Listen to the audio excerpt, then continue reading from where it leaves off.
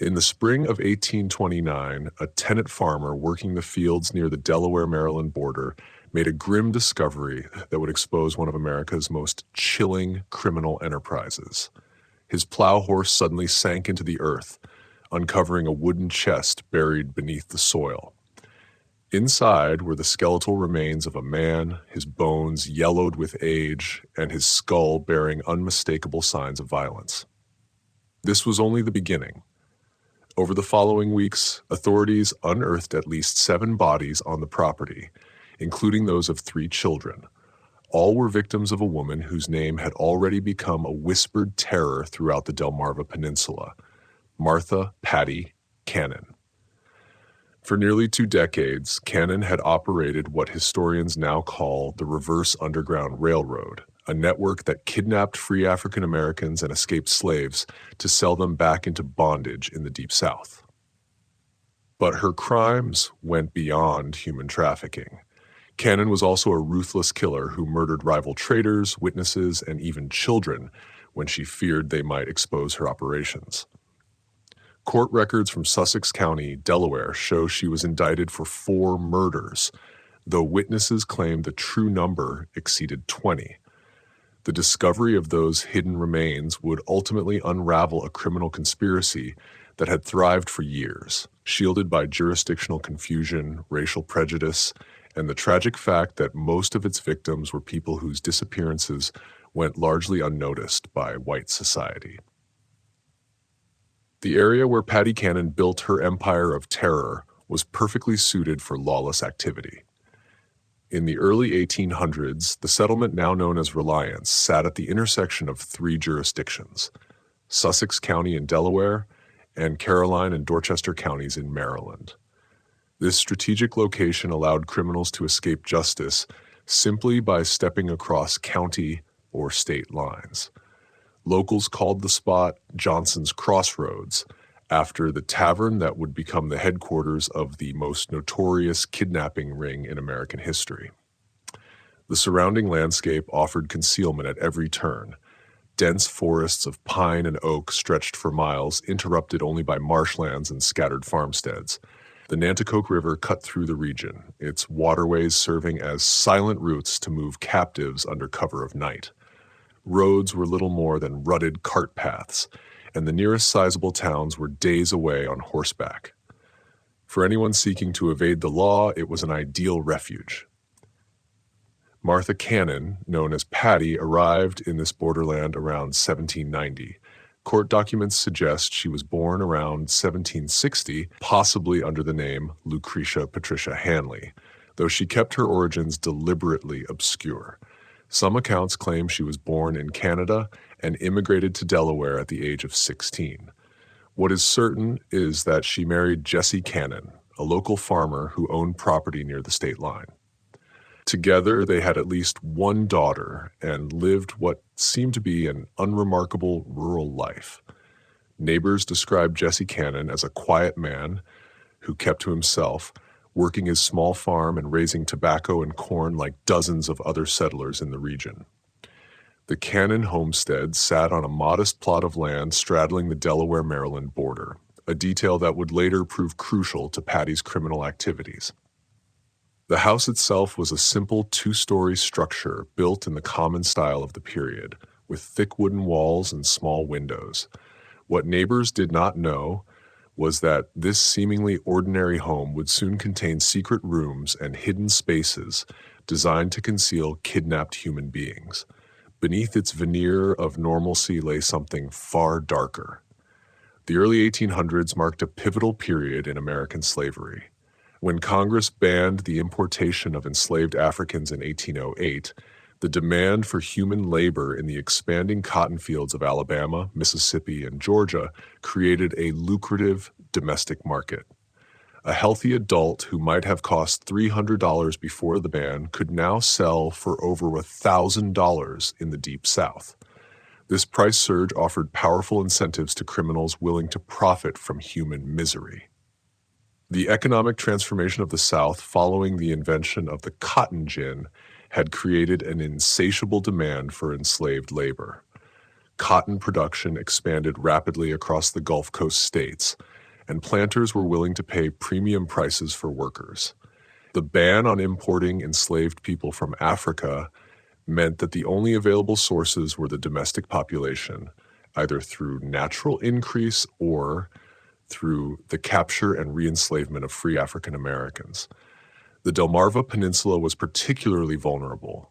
Following the Revolutionary War, many enslaved people had been freed, either by gradual emancipation laws or through individual acts of manumission. Maryland and Delaware developed substantial populations of free African Americans who worked as laborers, artisans, and small farmers. These communities, though legally free, lived in constant fear. They had no powerful protectors, limited legal recourse, and their disappearances were often ignored by white authorities who regarded them as less than fully human. The legal status of free African Americans in the early 1800s was precarious at best. While they were not enslaved, they possessed few of the rights enjoyed by white citizens. They could not vote, serve on juries, or testify against white defendants in most courts. Their freedom could be challenged at any time, and they were required to carry papers proving their status. For criminals like Patty Cannon, these vulnerabilities created countless opportunities for exploitation. Contemporary accounts describe her as a large, physically imposing woman with unusual strength for her gender, standing nearly 6 feet tall in an era when most women barely reached 5 feet. She exuded an intimidating presence. Her voice was reportedly deep and commanding, and she was known for violent outbursts when crossed. Her husband, Jesse, died under mysterious circumstances around 1826. Some later claimed she had poisoned him, leaving her a widow with complete control over the family property. By this time, she had already begun forging the criminal connections that would make her name synonymous with terror. Law enforcement was virtually absent in the rural border region, and what little authority did exist was often corrupt or overwhelmed by the sheer scale of criminal activity. The social fabric of the area also favored the rise of organized crime. The white population was sparse and largely transient, made up of small farmers, laborers, and individuals seeking to escape troubled pasts in more settled areas.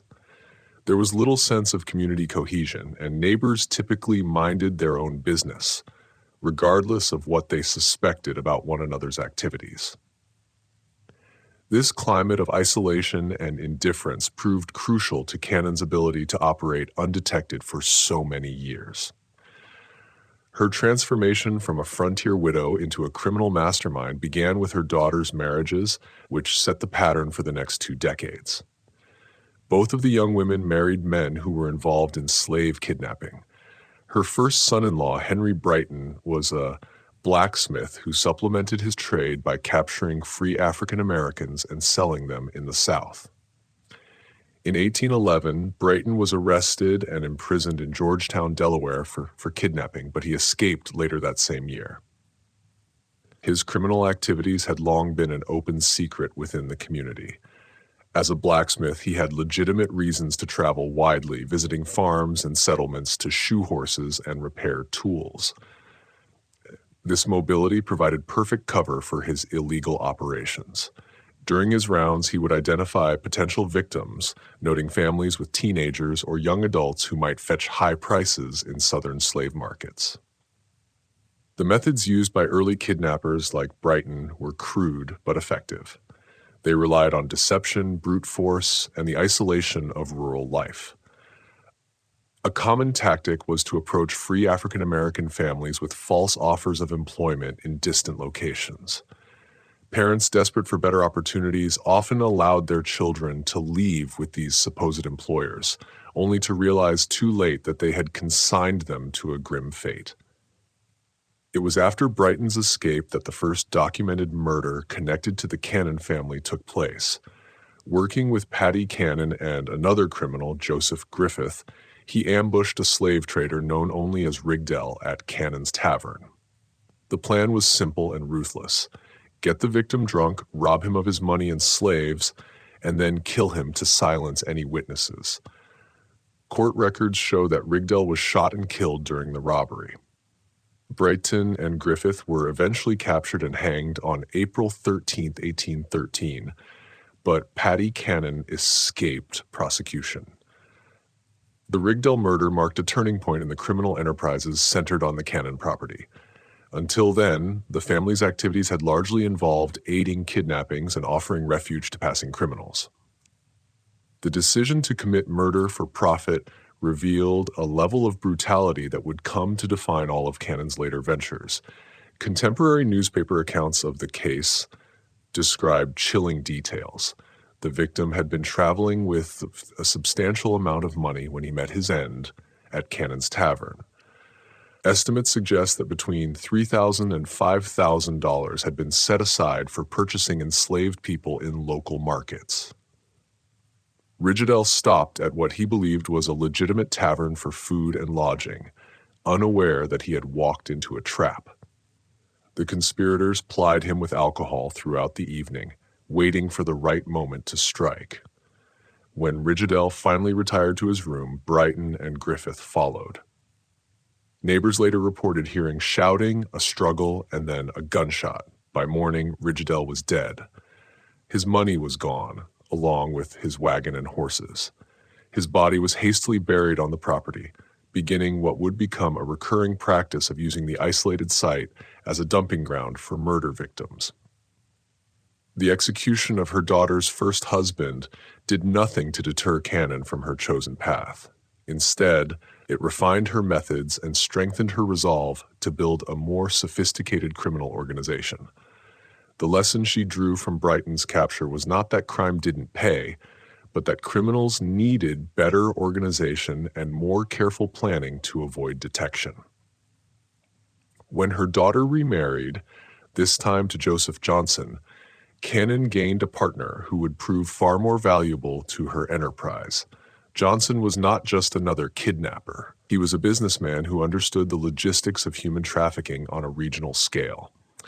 With connections throughout the South, experience in transportation and logistics, and most importantly, the capital to fund expansion, he transformed their operations from opportunistic crimes into a coordinated network.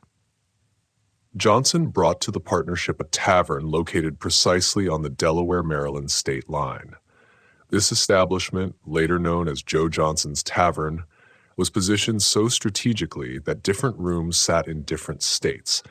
This geographic advantage allowed them to move kidnapped victims between jurisdictions, confusing authorities in pursuit.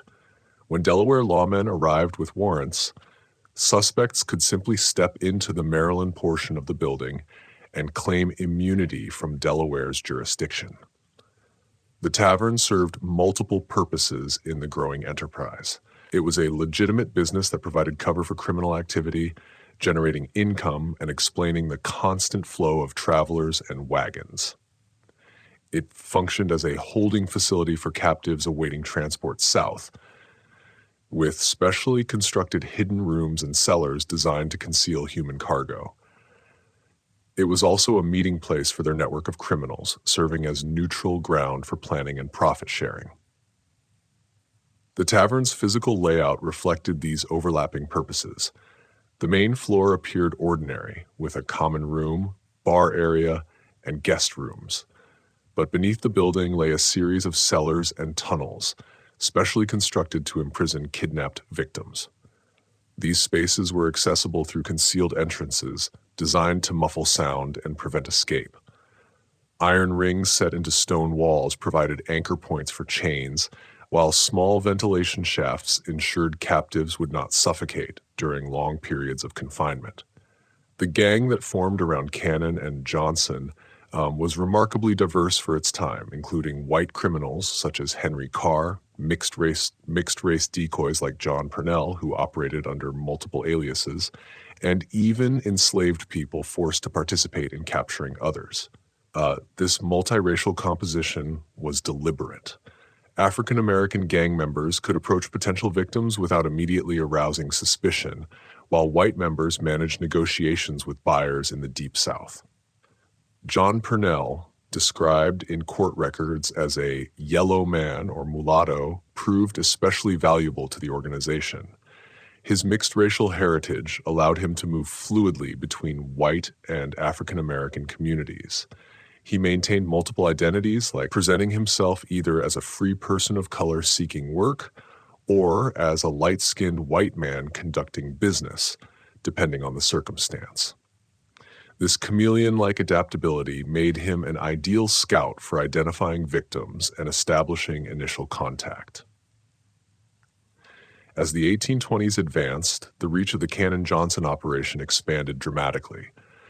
Their network stretched from Pennsylvania to Louisiana, with documented connections to buyers in Alabama, Mississippi, and Georgia. Joseph Watson, the Quaker mayor of Philadelphia and a staunch defender of free African Americans, began investigating the disappearances of citizens from his city and tracing them back to the Delmarva Peninsula. Watson's inquiries revealed the horrifying scale of the enterprise. In 1825 alone, he documented dozens of kidnappings linked to the Cannon gang. The victims were not chosen at random. They were specifically targeted for their vulnerability. Young adults commanded the highest prices in southern markets, but children were also valuable, as they could be trained for specific roles and forced to provide decades of labor. The systematic nature of these abductions showed a level of organization far beyond opportunistic crime. The gang maintained detailed intelligence on potential targets, tracking families and individuals who might be susceptible. They knew which young people had recently lost jobs, which families faced financial hardship, and which individuals might be lured by offers of distant employment. One of the most detailed survivor accounts came from Lydia Smith, a 25-year-old free woman kidnapped in 1825. Her testimony, preserved in court records, describes being held first in Cannon's house, then transferred to Johnson's Tavern, where she remained in chains for 5 months. Smith recounted the constant terror, the meager food, and the dread of knowing she was scheduled to be transported south with a large group of captives. Only her eventual rescue by Watson's network spared her from a lifetime of bondage. Smith's account provides crucial details about the conditions victims endured under the Cannon gang. She described being seized while walking alone on a road near Philadelphia, overpowered by multiple assailants, and carried by wagon to the Delaware-Maryland border. The journey lasted several days, during which she was blindfolded and chained to prevent escape. Upon arrival at the Cannon property, she was confined in a concealed room beneath the main house, where she soon realized she was not alone. According to her testimony, the underground holding areas at times contained dozens of other kidnapped individuals awaiting transport. Men, women, and children were confined in separate areas, each one chained to prevent escape. Conditions were intentionally brutal. Insufficient food, no sanitation, and perpetual darkness, broken only when guards appeared with candles during mealtimes. The psychological torment was as severe as the physical abuse. As captives understood, they were destined to be sold into lifelong bondage. Smith also described the gang's systematic process for handling their human cargo. Victims were stripped of any documents proving their free status, and all personal belongings that might reveal their identities were destroyed. They were then assigned new names and fabricated backgrounds to legitimize their sale as slaves. Those who resisted or tried to hold on to their true identities were beaten until they submitted. The gang's operations were an open secret within the local community. Neighbors knew that people vanished near the Cannon property, that wagons arrived at unusual hours, and that Johnson's Tavern hosted suspicious gatherings. Yet the victims were African Americans whose testimonies carried little weight against white criminals in that society. Local law enforcement, where it existed at all, showed scant interest in pursuing crimes against people they regarded with suspicion. The complicity of the white community extended beyond mere indifference. Some residents actively aided the operation, either by participating directly or by supplying information about potential victims. Merchants sold provisions to the gang without asking questions about payment sources. Even certain lawmen were suspected of accepting bribes to ignore reports of suspicious activity. This indifference shifted only when white victims became involved. The gang not only abducted free African Americans, but also robbed and killed slave traders traveling through the region with large sums of money. These men, though engaged in the legal slave trade, were white and wealthy, and their disappearances drew far more scrutiny. The first documented case occurred around 1820, when a Georgia slave trader named Bell, or possibly Miller, vanished while passing through the area. He had reportedly been carrying as much as $35,000 intended for the purchase of enslaved people. His horse was later found in Cannon's possession. When questioned, Cannon claimed the man had departed south by ship with a cargo of slaves, but investigators doubted the story. The disappearance of the Georgia trader marked the beginning of a pattern that ultimately led to the gang's downfall. Unlike African American victims, whose vanishings drew little official concern, missing white slave traders had business partners and financial backers who demanded investigations. Their money and carefully planned routes made their disappearances impossible to dismiss.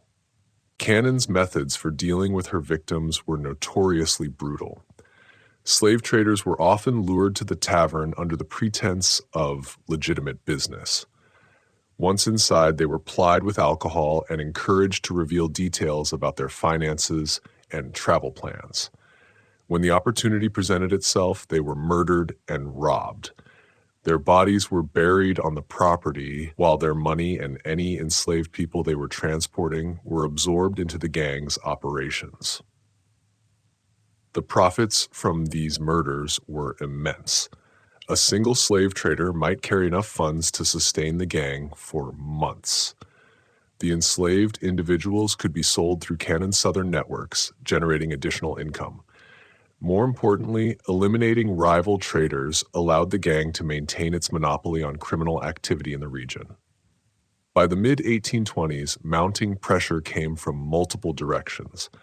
Philadelphia's Mayor Watson began offering substantial rewards for information leading to arrests, while Pennsylvania Governor John Andrew Schulzer coordinated with Southern officials to track kidnapped citizens. Investigations soon revealed not isolated crimes, but a systematic network that had operated for more than a decade. The $500 reward offered by Watson was a considerable sum for the era, equivalent to several months' wages for most working people, and it began loosening the tongues of communities that had long remained silent. Former associates, disgruntled gang members, and even a few escaped victims started providing information to the authorities. In response, the gang turned to even greater violence. Instead of scaling back, they began eliminating potential witnesses more aggressively.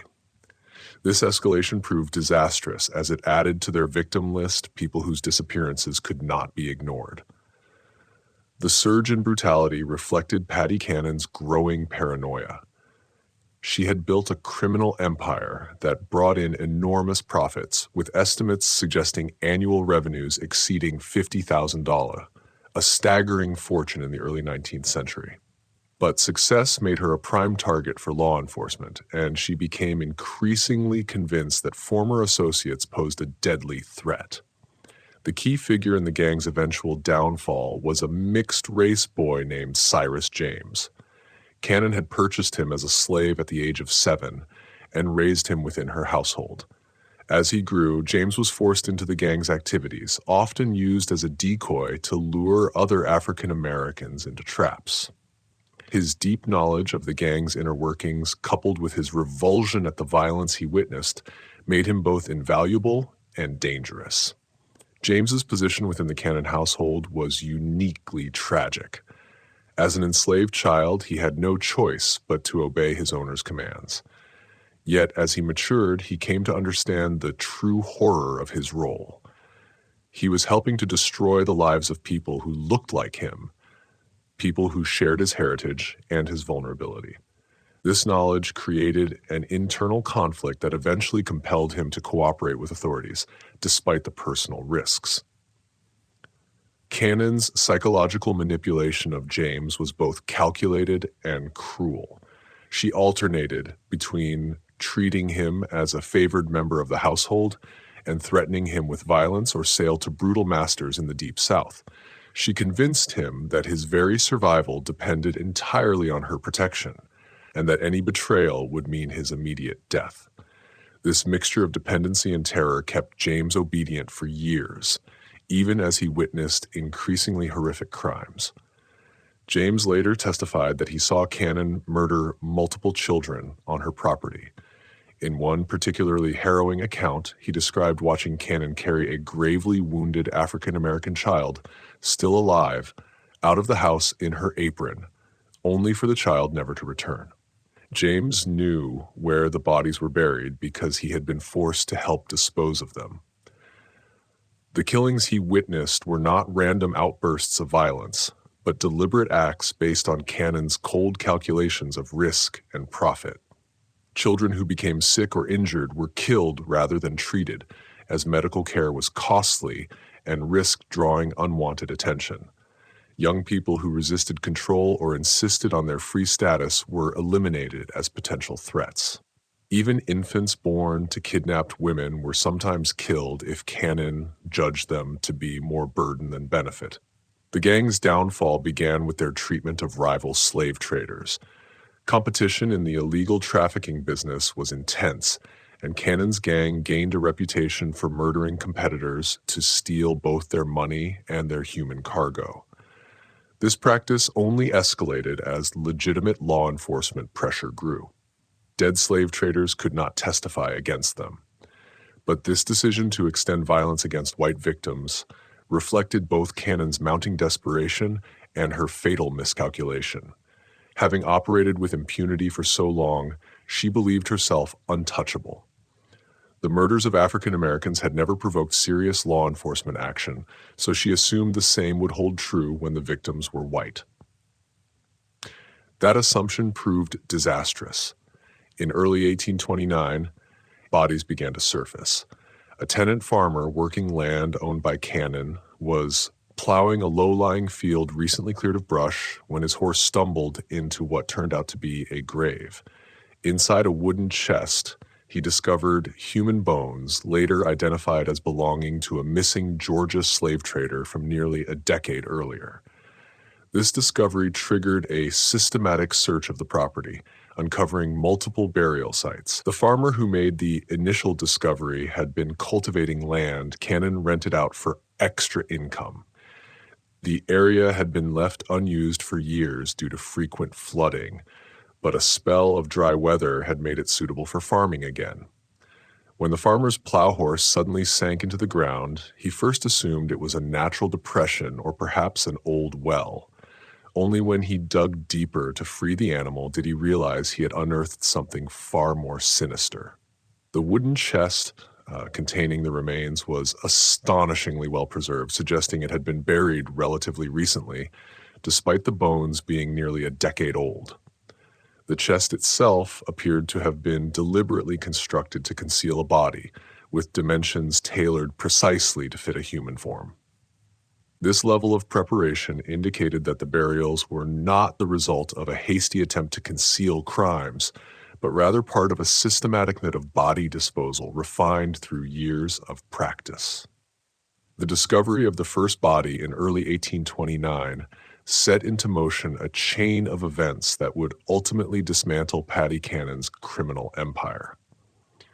Authorities in Delaware, working in cooperation with their counterparts in Maryland, secured search warrants and launched a comprehensive investigation of all properties linked to the Cannon-Johnson gang. What they uncovered far exceeded their worst expectations. The investigation was led by Sheriff Joseph Houston of Sussex County, Delaware, in coordination with Maryland officials and representatives from the Pennsylvania governor's office. This multi-jurisdictional approach was unprecedented for the period and reflected a growing recognition that the gang's activities crossed state lines, requiring a coordinated law enforcement response. The warrants obtained were notably broad, granting investigators authority to excavate any areas of Cannon's properties where bodies might be concealed. This legal authority proved essential, shielding investigators from accusations of trespassing or unlawful searches and allowing any evidence recovered to be admissible in prosecutions across multiple jurisdictions. In doing so, it closed the legal loopholes that the gang had exploited for years. On April 3rd, 1829, Cyrus James was captured in Delaware. The exact circumstances of his arrest remain unclear, though court records suggest he was attempting to flee the region when apprehended. Confronted with overwhelming evidence and the threat of execution, James, a young man forced into crime since childhood, made a life-altering choice. He agreed to cooperate with authorities and expose everything he knew about Paddy Cannon's operations. This decision was not taken lightly. James understood that his testimony could still implicate him in the crimes he had been coerced into committing. Yet he also recognized that remaining silent would only serve to protect the woman who had enslaved him and forced him to help destroy countless lives. His cooperation was not merely a legal maneuver, but also a moral act of defiance, a break from the psychological grip Cannon had held over him for years. James's testimony proved devastating. Before the Justice of the Peace in Seaford, Delaware, he recounted in vivid detail murders spanning nearly a decade. He described how Joseph Johnson, his brother Ebenezer Johnson, and Paddy Cannon shot a Georgia slave trader while he was eating supper at Cannon's house. He witnessed them carry the body to a wooden chest before burying it on the property. Yet this was only the beginning. The depth of James's revelations was extraordinary, providing investigators with their first full picture of the gang's operations. He detailed not only individual murders, but also the systematic methods the group employed over many years. He revealed the locations of burial sites, the identities of other gang members, the transportation routes used for kidnapped victims, and the extensive networks of buyers and sellers that stretched across multiple states. Following James's directions, authorities began systematically excavating the Cannon property. In a garden area, they uncovered the body of a young mixed-race child. According to James's testimony, this child had been enslaved by Cannon along with his mother. Cannon had killed the child because she suspected the father was white, possibly even a member of her own family. The article preserving this testimony provides no information about the fate of the child's mother, leaving open the horrifying possibility that she too was murdered. The discovery of the child's body deeply disturbed investigators, as it revealed the extent of Cannon's cruelty. This was not the case of a kidnapped stranger or a rival criminal. This was a child born into Cannon's household, living under her direct control. The murder appeared to have been driven purely by Cannon's racist paranoia and her fear that a mixed-race child might threaten her operations. Further excavations revealed 2 wooden boxes containing human remains. James identified one set as belonging to another child he had witnessed Cannon beat to death with a piece of wood. The third set belonged to an adult whom James described as someone the gang considered to have property, meaning they believed the victim was free and possibly had resources worth stealing. The systematic nature of these killings portrayed Cannon as more than just a criminal. She was a serial murderer who had operated with impunity for years. She was shielded by the remoteness of her location, the indifference of local authorities toward crimes against African Americans, and a network of accomplices who profited alongside her. The physical evidence unearthed during the excavations strikingly corroborated James's testimony. The wooden boxes were of similar construction, suggesting they had been purpose-built for concealing victims. The burial sites followed a deliberate pattern, pointing to careful planning rather than random disposal. Most disturbing, The condition of the remains suggested that some victims had been buried alive. As word of the discoveries spread, other witnesses began to come forward.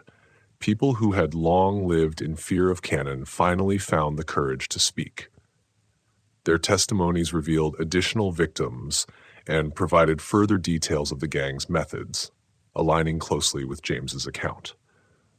Among these new witnesses was Thomas Freeman, a free African American who had narrowly escaped the gang in 1827. Freeman testified that he had been approached by gang members with a promise of work in Georgia, but had grown suspicious during the journey. He managed to escape during a rest stop and spent several days hiding in the woods before making his way back to Philadelphia. His testimony was crucial because it shed light on the gang's recruitment tactics. Freeman described how the initial approach seemed completely legitimate. At the time, he had been struggling to find work in Philadelphia when a well-dressed man offered him employment on a Georgia plantation. The wages were generous and transportation would be provided at no cost.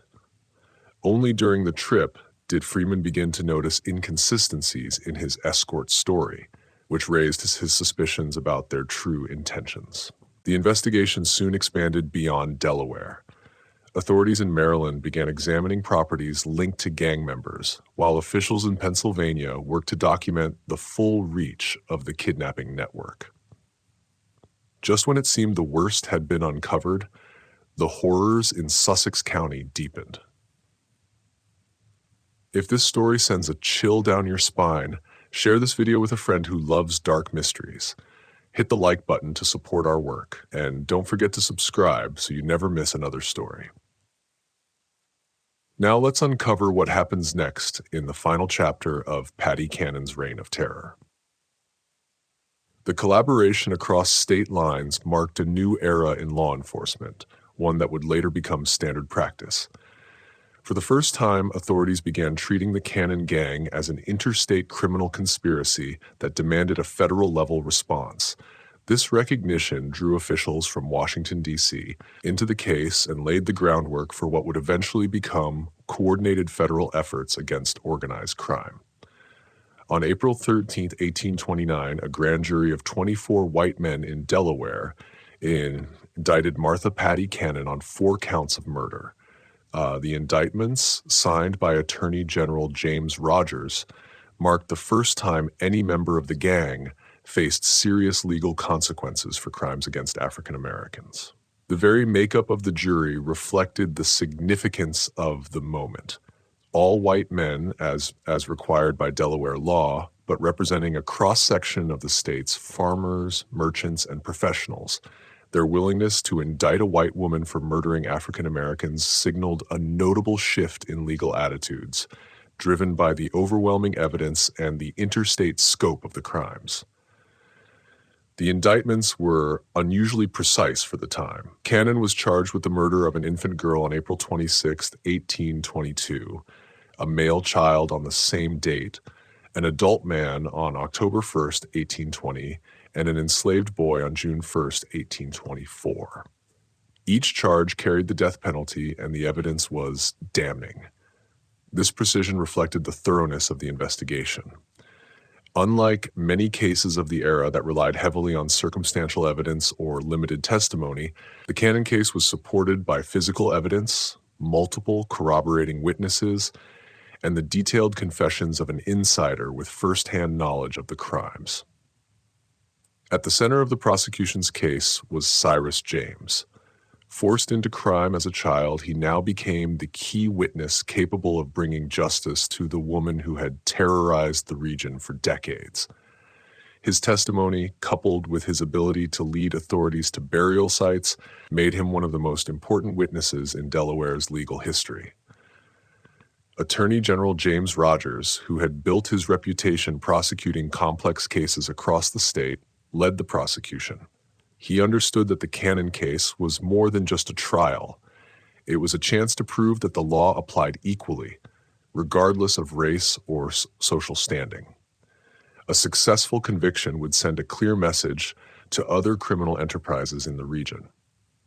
Yet Patty Cannon herself remained a figure who defied simple categorization even to those who lived in her time. Newspaper accounts described her as a large, physically imposing woman who inspired both fear and respect, even among hardened criminals. At nearly 70 years old, she remained sharp-minded and defiant, showing no remorse for her actions, even when confronted with overwhelming evidence. Contemporary descriptions of Cannon during her imprisonment portray her as an unrepentant criminal who seemed genuinely perplexed by the legal proceedings against her. She appeared to view her actions as legitimate business dealings and expressed disbelief that authorities were prosecuting her for crimes committed against people she regarded as property rather than human beings.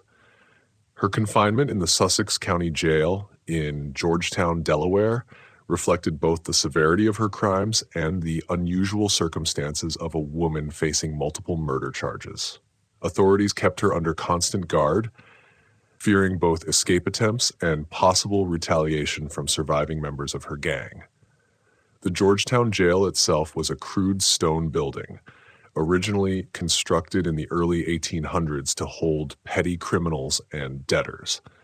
It was never intended to contain dangerous felons facing capital charges, forcing officials to implement special security measures to ensure Cannon's continued detention. Extra guards were stationed at the jail, and her cell was reinforced with additional iron bars and locks. During her imprisonment, Cannon began to speak more openly about her criminal activities. According to contemporary reports, she admitted to killing at least 24 people over the course of her career. Her victims included not only the African Americans found buried on her property, but also rival slave traders, potential witnesses, and anyone else who posed a threat to her operations. The most chilling aspect of her confessions was the casual, matter-of-fact way she described her crimes. She spoke of murder as a practical necessity, recounting the killing of men, women, and children with the same indifference she might have used to discuss livestock. Her apparent lack of conscience shocked even seasoned law enforcement officials familiar with the brutal violence of the frontier. Cannon's admissions revealed crimes far beyond the charges in her indictment, including murders dating back to the early 1810s, kidnappings involving hundreds of victims, and a sprawling criminal network operating across several states. These revelations confirmed investigators' suspicions that the crimes uncovered on her property represented only a fraction of her gang's activities.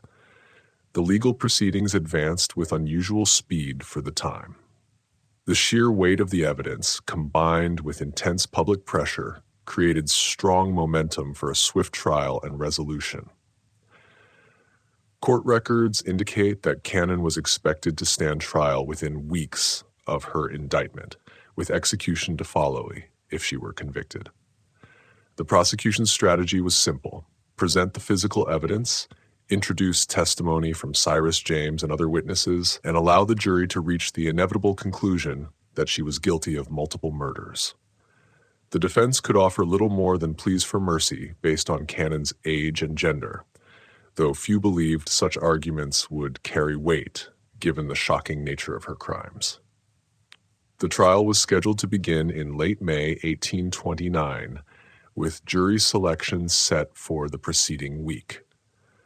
Legal observers from across the region planned to attend, recognizing the case as one of the most significant criminal prosecutions in Delaware history. Newspapers as far away as Philadelphia and Baltimore prepared extensive coverage of the trial, yet the proceedings would never reach their expected conclusion. On May 11, 1829, roughly 3 weeks before her scheduled execution, jail guards discovered Cannon dead in her cell. The official cause of death was listed as suicide by poison, though the exact circumstances remain uncertain. Some accounts suggest that Cannon obtained arsenic from sympathizers who smuggled it to her, while others believe she had been secretly hoarding medicine for weeks. The discovery of her body sent shockwaves through the Georgetown jail and the wider community. During their routine morning rounds, guards found her lying on the floor of her cell, apparently dead for several hours. There were no signs of violence or forced entry, and the cell was still locked securely from the outside. The only clue was a small vial hidden in her clothing, which later analysis confirmed had contained arsenic. How Cannon managed to acquire the poison remained an unanswered mystery. The jail's security procedures, by modern standards, were remarkably lax. Visitors were not thoroughly searched, making it plausible that someone smuggled the arsenic to her during a visit. However, no individual was ever identified as the source. Some contemporaries speculated that Cannon had planned her suicide from the moment of her arrest. She had already witnessed the execution of her daughter's first husband and knew what fate awaited her if convicted. Rather than endure the humiliation of a public execution, she chose to end her life on her own terms, preserving a final sense of control.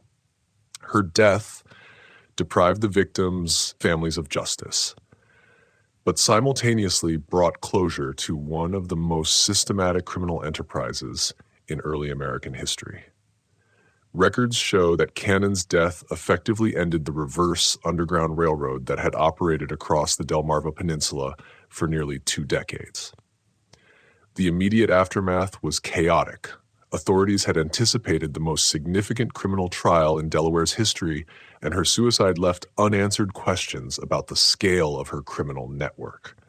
The investigation continued for months, but without her testimony, many details of the gang's operations remained obscure. The surviving conspirators met different fates. Joseph Johnson, her son-in-law and chief accomplice, fled to Alabama or Mississippi before the inquiry began. His brother Ebenezer also escaped to the Deep South, where they likely continued their activities beyond Delaware's reach. Law enforcement made only minimal efforts to pursue them, as jurisdictional barriers and distance made prosecution improbable. Only Cyrus James, the enslaved boy forced to the scheme, remained to face justice. His cooperation with authorities earned him freedom instead of execution. The Delaware courts recognized that James had been coerced into his role and that his testimony was vital in exposing the crimes. He was granted freedom and placed under protection to shield him from retaliation. James's outcome was one of the few hopeful results of the case. He was relocated to Pennsylvania, where abolitionists helped him build a new identity and begin a legitimate life. Some accounts suggest he later became active in the Underground Railroad, using his knowledge of trafficking routes to assist enslaved people seeking freedom. The investigation revealed that the Cannon-Johnson gang was responsible for kidnapping hundreds of free African Americans.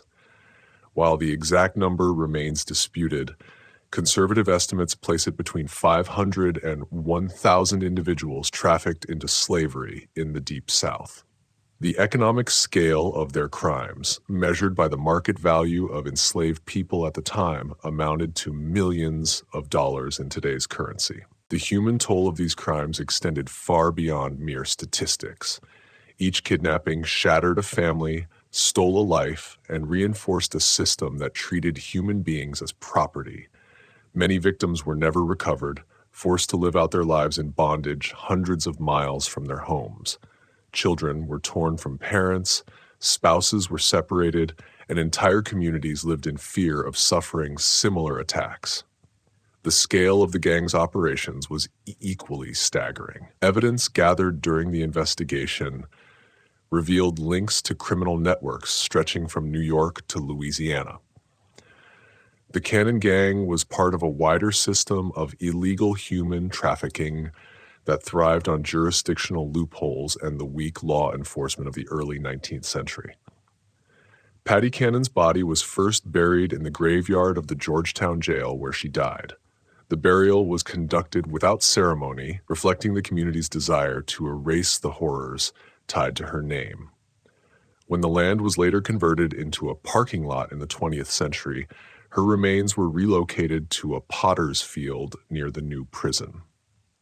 In a bizarre twist reflecting society's sensationalist fascination with her crimes, Her skull was separated from her body and displayed in various venues over the years. As recently as 1961, it was on loan to the Dover Public Library, serving as a macabre reminder of one of Delaware's darkest chapters. This treatment of her remains, disturbing by modern standards, illustrates the public's continued fixation on her crimes and their determination to remember the terror she wrought. The legacy of Patty Cannon reaches far beyond her personal atrocities. Her story exposes the systemic violence underpinning American slavery, the vulnerability of free African Americans in the antebellum period, and the ease with which criminals exploited geographic and legal loopholes. The reverse Underground Railroad she commanded was a grim reflection of the networks that helped enslaved people escape to freedom. It serves as a reminder that for every tale of liberation, countless others ended in re-enslavement and death. Modern historians continue to study the Cannon case as an example of how organized crime thrived in the gaps between jurisdictions. Her ability to operate for nearly 2 decades despite widespread local awareness underscores the toxic mix of racism, weak laws, and economic incentives that allowed such atrocities to persist. The case also revealed the deep flaws of early 19th century law enforcement. The lack of coordination between jurisdictions, the absence of professional police forces, and the limited communication of the time all enabled the gang to act with impunity. These failures would later shape efforts to create stronger, more effective systems for combating interstate crime. The impact on the local community was profound and long-lasting. The area around Johnson's Crossroads never fully recovered from its association with the Cannon gang. The name was eventually changed to Reliance in an attempt to escape the infamy, but the stigma lingered for generations. Property values in the region remained depressed for decades, and many families chose to leave rather than live in a place tied to such horrors. The Cannon case also carried broader implications for American society's understanding of race and crime. The willingness of authorities to finally prosecute these crimes, even though the victims were primarily African Americans, marked a small but significant shift in legal attitudes. While the change was limited and temporary, it reflected a recognition that all people, regardless of race, deserved legal protection. The documentation and investigation of Cannon's crimes further fueled the growing abolitionist movement. The systematic nature of the kidnapping network and the ease with which free African Americans could be reduced to slavery provided powerful evidence for abolitionists who argued that the entire system of slavery was inherently corrupt and dangerous. In the decades following Cannon's death, her story became part of regional folklore, though details were often distorted or sensationalized. Numerous books, pamphlets, and newspaper articles recounted her crimes, often blending fact with fiction in ways that obscured historical truth. The most famous of these was George Alfred Townsend's 1884 novel, The Entailed Hat, which used Cannon's story as the basis for a melodramatic tale of frontier crime. The site of the original Cannon house remained a source of morbid fascination for decades. Visitors traveled to the remote location to see where the crimes had occurred, and local residents developed a small industry around tours and souvenirs. The original house was finally torn down in 1948, but the site continued to attract curiosity seekers well into the modern era. This grim mystery reveals how easily society can ignore systematic violence when the victims are considered less than fully human. The indifference that allowed Patty Cannon to operate for decades was only broken when her crimes expanded to include white victims whose disappearances could not be overlooked. The same legal system that failed to protect free African Americans from kidnapping and murder ultimately prosecuted Cannon only when she threatened the interests of white slave traders. The Cannon case remains a stark reminder of the human capacity for evil and the importance of vigilant law enforcement and community responsibility. It demonstrates how criminal enterprises thrive in environments where society fails to protect its most vulnerable members. Most importantly, it preserves the memory of hundreds of victims, people whose names are largely forgotten, but whose suffering should never be minimized or ignored. What do you think of this story? Do you believe the full scope of her criminal network was ever revealed? The evidence suggests that Patty Cannon's gang was part of a much larger system of illegal human trafficking that extended far beyond the Delaware-Maryland border. Many questions remain unanswered about the true extent of their activities and the fate of their victims. Leave your comment below and share your thoughts about this dark chapter in American history. If you enjoyed this tale and want more horror stories from America's hidden past, subscribe, hit the notification bell, and share with someone who loves mysteries from our nation's forgotten crimes. Join us next time as we explore another chilling true story from the shadows of American history.